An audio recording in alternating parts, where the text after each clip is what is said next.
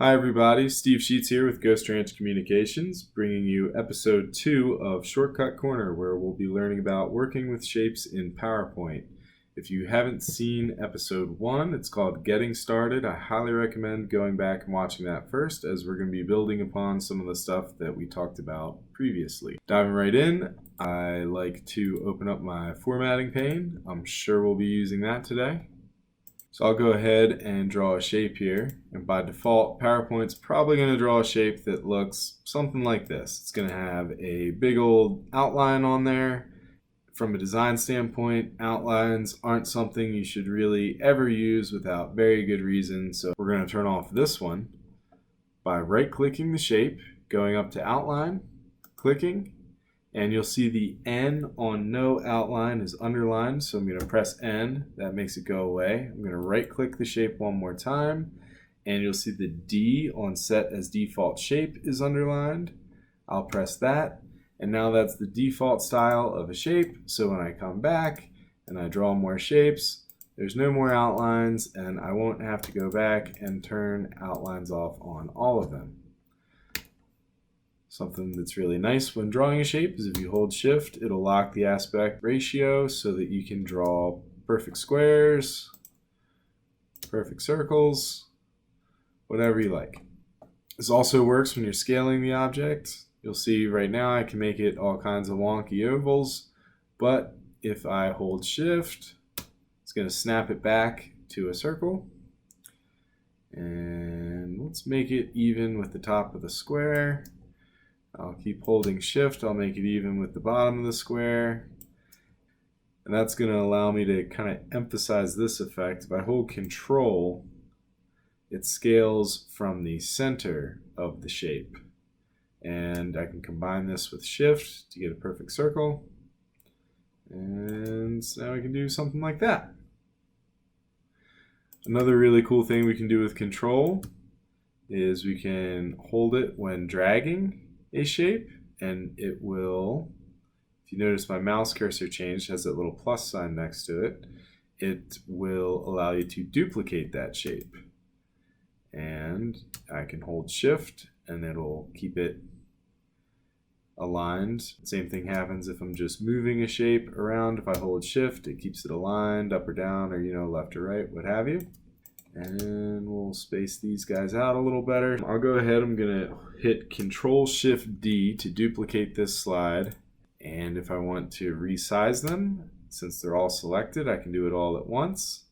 And if I hold Control, it will do them all to the middle and give us a nice effect where, there we go, that looks pretty good.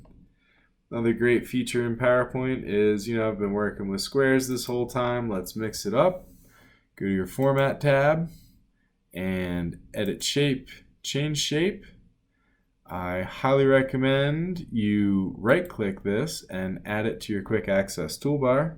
I've done it already, so my option for that is grayed out, but I use it all the time. It's a great tool.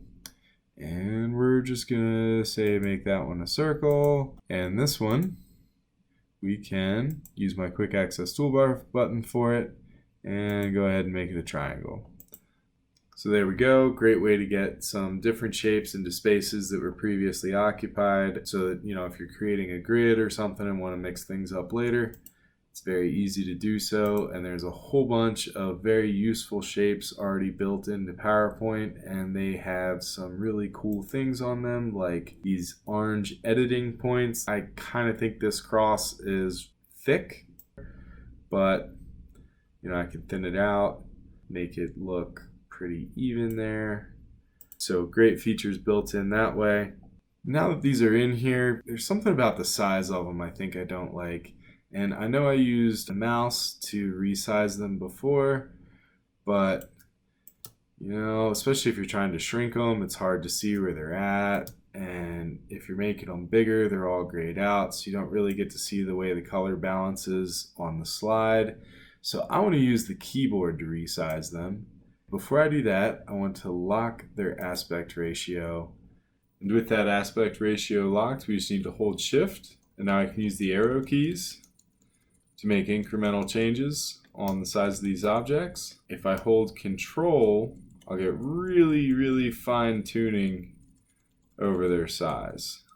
Similarly, if I want to rotate them, I can hold Alt and tapping the arrow keys can rotate them. That'll be by 15 degrees, which is really handy since that's a factor of 45 and thus 90 and 180. If I hold Alt and Control and I use the arrow keys, they'll rotate by 1 degree. So I can get really fine tuning. Say I want them all to be rotated exactly 13 degrees. I would hold Alt, rotate them 15 degrees, hold Control, bring them back 2, and now I know they're on a 13-degree slope. A great time to use that rotate feature is when you have a line. Now, you can draw a line at whatever angle you want, although it doesn't tell you exactly what that angle is. So if you needed something precise, you could hold Shift, and you can get something at 0, 45, or 90 degrees. Let's just start with something vertical, and you can see I'm not really getting an option to rotate it with the mouse, but can hold Alt just like I did with the shapes, and now I can spin it however I need to with the arrow keys. Now, another thing arrow keys can do, obviously, is they can be used to move things up and down, left or right. Now, I want to duplicate this shape to demonstrate something real quick. And I'm going to zoom way out to emphasize it. If I move it up, we'll say 10 clicks. 1, 2, 3, 4, 5, 6, 7, 8, 9, 10. And this one, I zoom in. And 1, 2, 3, 4, 5, 6, 7, 8, 9, 10. Obviously, they didn't go nearly as far as one another.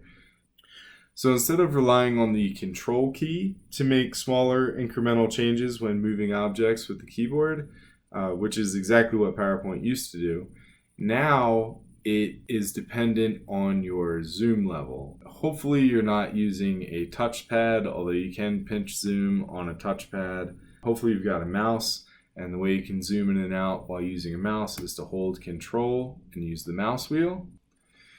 And that's actually going to be a good stopping point for now, as we'll be breaking this Working with Shapes tutorial into 3 separate episodes.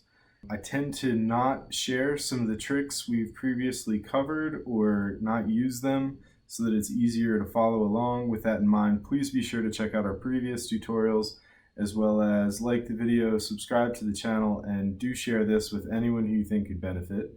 Also find us at GhostRanch.com for our newsletter, any questions or comments you may have, and all things presentations, sales enablement, and graphic design. Thanks so much, and I look forward to seeing you soon with more Shortcut Corner.